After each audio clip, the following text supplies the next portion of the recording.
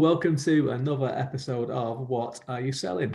With me, David Green, and with me today is Elizabeth Lavender, the author of the Sunspear Series, a sci-fi fantasy extravaganza. It's a trilogy. The newest book has just come out, so the trilogy is complete. So Elizabeth, thank you very much for coming to talk to me today. Thank you for having me, David. And actually it is not a trilogy. So the third book did just come out, and we have several more books that come to complete the story. So that's okay. That's even better then. That's even better. Because it's the weird thing, you know, when you look on Amazon or Goodreads, you know, it kind of just has like, you know, book something of something. And three of three. It kind of looks like that. Yeah.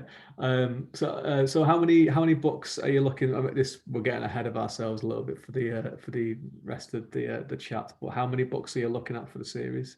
That's going to be a surprise to me just as much as it is the reader, because it's going to be however many books it takes to tell the story. So there's going to be a definite end, and I know how that's going to end because I'm the author like that. That's the advantage of being the author.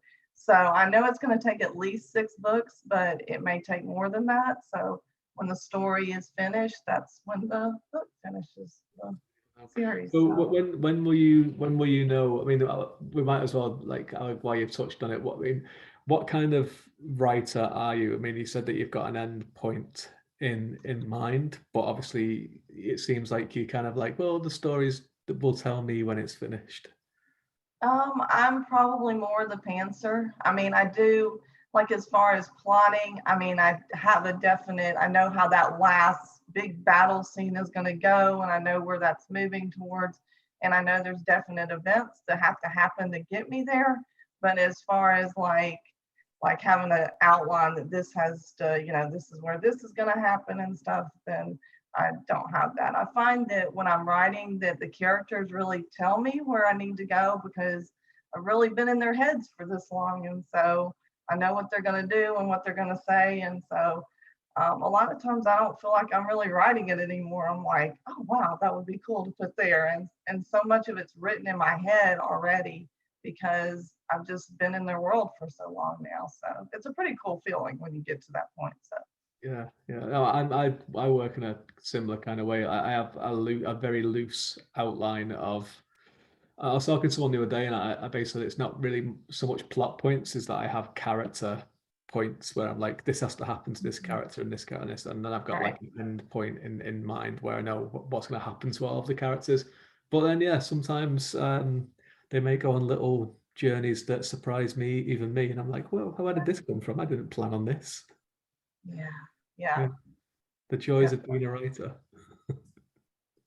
So why don't you tell us a little bit about yourself? Obviously you've got your ongoing series, the Sunspear series, but what about you? I mean, where are you based? Obviously I hear the American accent, so we can Yes, I'm actually in my hometown this week. It's Thanksgiving holiday here, so I'm originally from Alabama, and so I'm there for the week, but I live in Texas, so that's how that works. So I'm down here to get some good seafood, and because that's what I get my seafood fix when I'm in Alabama. And there's a candy store not very far, so I get my homemade chocolate and fudge and that kind of stuff too. But I work full time as a counselor, and so most of my book writing, marketing, all that stuff, because I'm self-published, all that has to be done in the evenings and on the weekends. So I think I'm probably half vampire sometimes just because of my schedule I keep. It's pretty brutal. But I'm a night owl totally. So usually I'm up till midnight on the weekdays. And I'd probably be up later, except I have to get kids to school and things like that. And then usually on the weekends, that's where the vampire part usually comes in, because I'm usually up till 3, 4 in the morning. And then and then the other day I was up till, since I'm on vacation, I think I was up till 6 in the morning. So I saw the other side of that. because I wrote did some stuff for the book like it till about 3, but then I picked up somebody else's book and started reading, and before I knew it, you know, one more chapter turned into, oh, I'm at the end of the book now. So yeah. That's a great feeling when you get hooked into a book, though, when it's like you just need to keep reading that next chapter, isn't it? Yeah, it's amazing. So like, Yeah, it's the yeah. best thing when a reader says that to you as well. When you're like, you know what, I remember a while ago someone was reading one of my books, and they're like, I was gonna just finish like one chapter, but I ended up reading Mhm. half the book in one sitting, and I was like, that's good. That's really nice to know. Yeah. What are your plans for Thanksgiving then? Well, it's, I mean, I know you went to watch one of was it the Eternals you went to watch the other Yeah, that's day? what we went to last night. So when we're down here, it's pretty casual because we usually try to see some friends and stuff and family. And so last night we went out and saw my oldest son. He's a big Marvel fan, and he had been wanting to see it. So we went and saw that with my nephew. And my sister, we're going to be at her house for Thanksgiving, actual Thanksgiving Day. So, and we're staying with my parents. So we've been able to see them. So just spending time with family and looking up friends and stuff. And that's usually what we do when we're here. So, No writing for the weekend, for the holiday. actually I have been, that's the thing. That was somebody, one of the other things that I've answered asked, like, how do you celebrate after you finish a book? And, I do, go out or something to celebrate or do something, but I'm usually pretty fast about starting into the next book and writing, Yeah. because I've been doing a lot of like revising and editing at that point. And so, and I really hate that part of the process. I know there's some people that just adore that, but I'm the opposite. I hate that part. So I'm usually like ready to launch into writing the next book because I miss that part so much because that's where I love. And so I've already actually started writing into the 4th book because I'm like, I was ready. I was like, okay, I'm ready to start writing again. Like, Yeah, I'm yeah, pumped. yeah. I'm similar, but mainly, I mean, I enjoy it. I suppose I do enjoy the revision side of it as well as the writing. But I'm kind of the last book that I finished, I just like had a glass of wine, and I was like, just gonna start the next book now. Yeah. And my wife was like, you're not gonna like, do you not want to go out and for a meal or something like that? And I was like, no. Yeah. Because I'm kind of like, what's next? Right. I kind of I don't give myself kind of a lot of credit for like finishing the book. I'm like, you know what? A lot of people don't finish books when they start them, right? Right. Right. That's the thing, because I mean, there's so many writers around, like, and there is, but a lot of people don't finish. They all say, oh, I've got a half finished book, and I've got this, and I've got this, and here you are, 3 books finished, working on a 4th one already. It's a great Right. achievement. Well, and I think like a lot of it is just for me, I have to, like, I feel like the story propels me and the characters. I mean, like I said, you get to the point where you fall in love with the characters and you want to tell their story, and you can't not. So you're just like ready to move on to that next scene. And because like I said, so much of it is already in your head, and it's like I just have to pin it down. You can't Yeah, like oh, yeah. wait. Yeah. So, in terms of writing, like, what made you want to become a writer? Was it something that you always dreamed of doing, or was it something that because obviously you're a reader yourself, so was it something where you just had this idea where it's like, what, I need to write this because no one else is going to write Yes. it.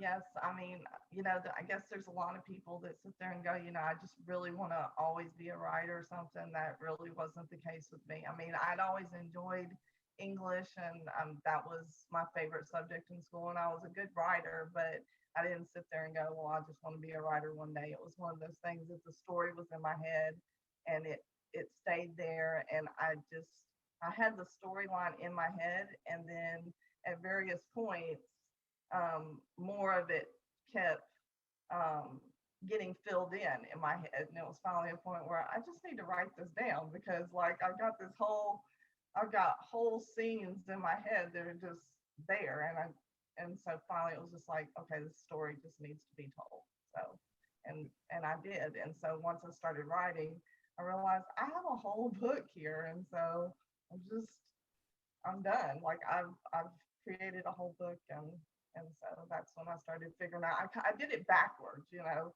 You're supposed to figure out if you have an audience and all this and write. And I was like, no, I have the story, so now I need to figure out how you're supposed to actually publish this and do Yeah. all this. So All the other stuff like marketing, and that's the thing that they don't tell you about. You know, they say, yeah, everyone's got a story in them, or you know, it's fun to go and write it, and then it's like you need to sell this, and that's a whole different kettle of fish, yes, isn't it? finding that. Yeah. So do you remember when it was you got the idea for your series? Did it just come to you like this, or was it something that was just kind of beavering away for a little while? I actually started getting the idea for the storyline back in high school, and that was in '95. So I'll let y'all do the math, because that's kind of scary to. That's when I graduated. So, like I said, I'll let somebody else do the math. But yeah, so that's when it started turning up in my head, and then from then on, like I said, bits and pieces of it started. The storyline kept getting filled in, and um, I finished the first book in 2019. Well, I published and stuff in 2000, and actually the first and second book were written both at the same time, but the other one didn't come out until 20, because I had to do the revisions, because originally the first and second book were going to be one book. And then when I finished writing the first draft, I was like, there is no way I can put this in one book. So then I had to go back and go, okay, where is a good place to split this? And then I figured that out. And so Yeah. that's how I had to do that. So I mean, I mean, I think that's quite a good idea, because I mean, the first book is called the spinning of deception, and page count wise, it's not a huge book, but it's not a small book either. It's around the 300 page mark, isn't it? Which I think is a really good kind of entry point for a new series for people to get into and to see, you know, if it's for them, and what it's about, instead of like, you know, picking up that first book that's, I mean, if you had one book, one and two together, it'd be like be like almost a 800 page book, I think. right. Which is like, you know, it's quite a lot for a debut book. It's like, this is a commitment. Right. And that's what I figured, you know, if it's somebody that somebody new, and like they had always read their stuff, you know, you're going to just pick that up, because it's like, okay, this is by whatever author that I just love. And so anything that they write, I'm going to pick up. But if you're a debut author, it's like, okay, I'm kind of taking a chance. So let me make sure I like this before I commit that kind of time into it. So Yeah, I mean, I see a lot of people, particularly in the self-publishing sphere, doing kind of like 0.5 of you know, like they call it, like whatever the name of the series is, 0.5. It's like a little kind of permanent free prequel that's like 100 pages, 120 pages, just to get people in the door, kind of. Which hadn't occurred to me actually before I started my series, and then I was kind of like, you know what, maybe I should do one before the next one comes out. Just because I have this, like, I have this kind of scene, and which is mentioned quite a lot in the series. Like, it's a kind of a pivotal kind of like background bit of history for one of the characters, and I'm always like, so I basically have it written. I have it written as the one big long chapter that I kind of pulled out of one book, put into a second book, then pulled it out again, because I was like, it's kind of messing with the pace a little bit. And I'm always like, you know what, I should just release it. So I just give it away for free, and if people like it, then, you know, they might pick up the first book. I don't know. Did that ever occur to you to do something similar with yours, especially while your series is going to be becoming quite a... yeah, I mean, I guess I don't know that it would have worked with my series. One of the things about my series is one of the main characters, she's called the Girl. She's actually called that for 2 whole books. She does not have a name. and that's on purpose. She actually gets a name in the third book, but it's still not her real name. There's a lot of mystery that's surrounding her, and that's on purpose. She has, there's something about her past that comes to play in there. So I don't know that that would have worked, because I think I would have had a hard time doing something like that without revealing something pretty important with her. And so that's been it's not been hard, but I have to be really careful when I'm doing the series, because there's people that know her full story, but the reader can't know her full story. But even when they're interacting with her, they have to make sure that they don't let other characters know what's going on. But there's clues throughout the book, so that at the very end, the last book, it's one of those things that you're going to be going, oh, okay, I get it. It like all makes sense. It's kind of like I don't know if you've ever seen the movie The Sixth Sense, and but it's kind of like that. It's one of those that when you're watching it, it doesn't. You think one thing, and then when you get to the end, you're like, oh, that like makes sense. Like all that was going on, like it was totally something else. So it's, I think I would have had a hard time like doing a 0.5 book or something like that, because it would have been hard with what's going on with her. So Sure. So yeah, so mystery is at the center. Let's talk about the Sunspear series. So at the moment we're at 3 books. First book is The Spinning of Deception. Second book is Deception's Hold, and then the third book is Shadowed Bonds. So they're all available now, and all of the information will be in the comments or the description or the episode description below.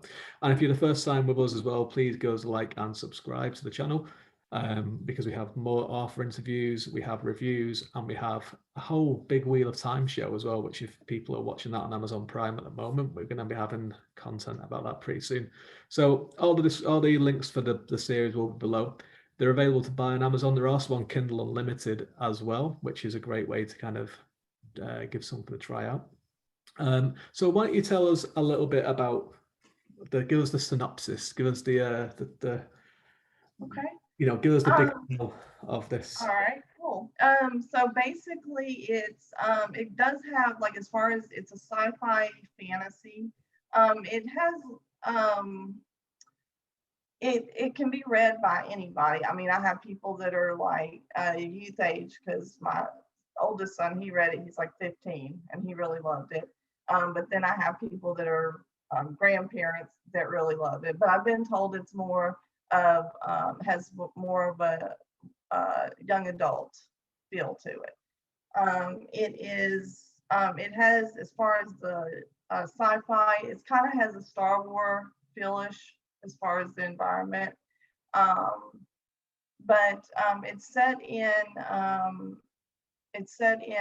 it has 2 what are called Sunspear bearers, and that's kind of the equivalent of our heroes. One of them is named Dante, and he's been trained and everything.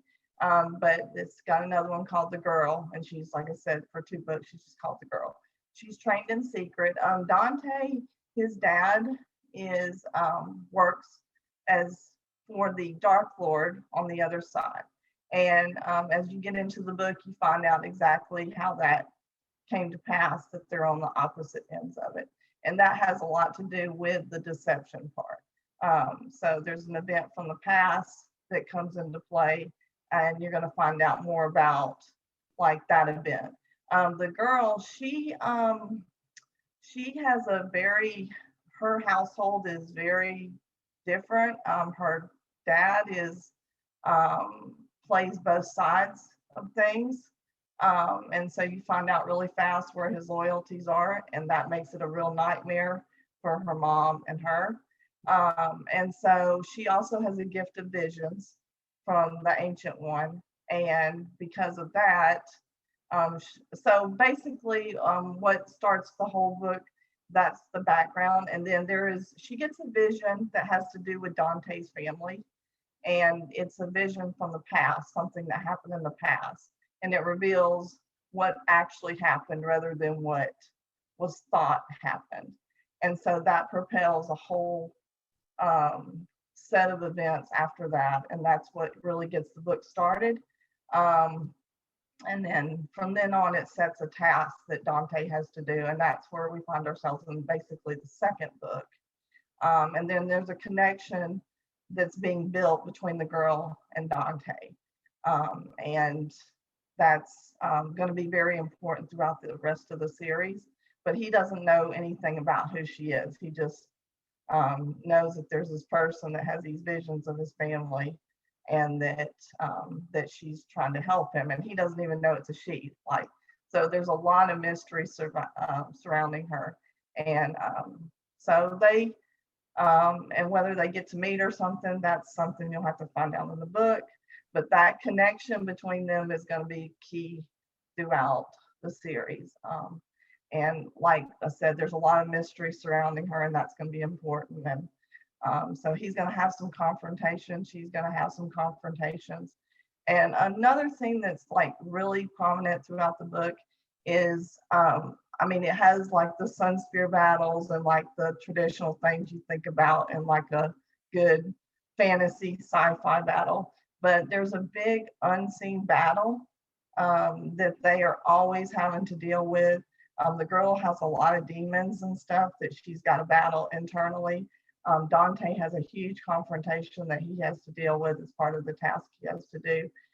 So that's like a big theme in the book, that that there's another equally powerful dark battlefield that is always waging, and that one is actually stronger a lot of times and harder to defeat than the one that takes a sword. And then that one can be worse bondage than the one that you think about. And so that's where a lot of the title came from, because there's a lot of deception, and that's how the hold has been put on a lot of people. That's great. So, I can definitely see why it's going to be at least 6 books. There seems like there's a lot of stuff going on. So it's like, yeah, it's really fantastic. I love a good mystery at the center, and you know, it's something that I do enjoy reading outside of fantasy and sci-fi, but I do enjoy it a lot when something that is has something sci-fi or fantasy has a really good mystery at the center of it. mhm. So what are your what are your inspirations? What kind of things do you enjoy reading, and what are your ones that you always go back to and think, you know, this was an inspiration to the Sunspear series? It's definitely, I love the Star Wars world, and mostly the original 3 trilogy, like the New Hope and Empire Strikes Back and Return of Jedi. Those are my favorite. Just because of that world, and just, you know, always the banter and stuff, and the themes of redemption and those kind of things. So a lot of that. Also, I always enjoyed Lord of the Rings, Tolkien on the fantasy side. And I've always enjoyed my first fantasy was actually the Lloyd Alexander one. I loved that, the assistant pig keeper, and like the banter that was always between, and I think that's a really underrated series actually. So I always enjoyed that one. So that was kind of my first taste of fantasy, but I really enjoyed that one. Let's see. Les Mis is another, that's Les Miserables by Victor Hugo. That's one of my favorites, just because that the story is same story of redemption, grace. And then another one would probably be The Count of Monte Cristo. And that's kind of the opposite. Like this guy's like goes off and does revenge on all these people once he finds out that, you know, that he was wrongly put in prison. But I really have always loved that one, just because the way he exacts his revenge. I mean, he doesn't just go out and kill them. He finds out basically their secrets, and he deliberately finds ways to. And then at the end, you know, he realizes I went too far, but then it's kind of too late. But the way the deception is kind of put out in my books is kind of that. It's very much, and then probably the other influence has got to be, I really enjoy reading anything by Frank Peretti and Ted Dekker, and that has kind of the suspense thriller, and it really has a lot of influence on that other unseen, powerful battlefield that's always there and in our world, but that we don't really think about, but it's really powerful. So I have several influences that just kind of came together, and so yeah. Oh, good one. So I always enjoy talking about the Mount of Monte Cristo. I was talking to someone about it like 2 days ago, actually. I know, I love that book. Yeah. I don't know what that says about me that I like that revenge thing. Well, you know, revenge is always fun to read about, isn't it? Yeah, it is. So what is next for yourself and the Sunspear series? You've got another book out in 2022, I'd imagine. Yes. Well, the other ones take me some time just because I'm working full time and I'm trying to manage, with the self-published part, you're trying to do the marketing and you're trying to write, and it's just really hard to balance. So, there's some days that I plan on writing and then I don't ever get to it because some of the other stuff takes so much time. I do a monthly newsletter, and that usually takes me most of the weekend just to get that together because I can't just sit there and do it. I get a lot of interruptions and stuff. Yeah, sure. Yeah. Yeah. I'm sure you don't know anything about that, right? But yeah, so I do. My hope is to get another one out in 22, but I don't want to promise that by any means because it takes time with trying to do all of it, and I hate the revision process so much. I actually seek out like distractions when I'm doing it because I have such a hard time with like revising. Like I just detest it so much. So my first drafts usually don't take me that long because I just enjoy the writing process so much. So that part comes easy, but then when I have to sit down and start doing the revising, it really taxes me. I'm like not ADHD in the least bit, but suddenly I'm like, oh, I need to check my Facebook and this just came through and let me go do this. And it's like, so yeah. Yeah. Oh, we all have those moments. It's when we really have to do something, then we're like, you know what, this other thing that I don't have to do that I could do at any other point during the day looks really good right now. Yeah, but I have started on the 4th book, and it's coming along. So, and I'm enjoying that. So when I'm doing the writing, that's when I'm in my zone. So I'm hoping. So where can everyone who's watching find you on the internet? So what I'll do is I'll get your link for the newsletter as well and put it in the description below as well. But what is your other like social medias and websites where we can find you? I have my own website, and that one has pretty much, I keep that one updated like all the time. That has any giveaways that I'm doing. That has a brief description of the 2 main characters, Dante and the girl, and just any of like the new books when they come out, and blurbs and stuff, just everything with that. And then my newsletters, I do monthly, and those are really good. And I know, every author is going to say that, but I usually have a section with newest giveaways. I actually have a little section with like some memes and stuff just for fun. And then I have a section to kind of give you a chance to actually get to know the characters. So like in the past, I've done like a thing where like you have to guess which character it is, so it kind of gives a description of them and stuff. So I do different things with that to like help you get to know the characters. And then I have a section in there where I have kind of perspective from the author, where I'm kind of telling you where we are in the process, and also tying that to their world to our world, making applications. So that's the newsletter is pretty helpful in knowing where we're actually at. But I'm on Twitter and Facebook and Instagram and all Everything. these things that I was never on before I started the book stuff. And I was like, okay, I have to learn how to navigate all this stuff now.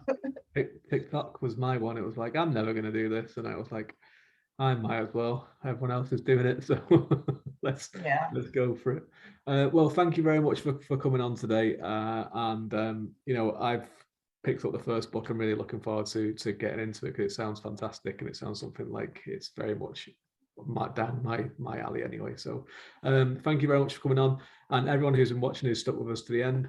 We'll catch you next time.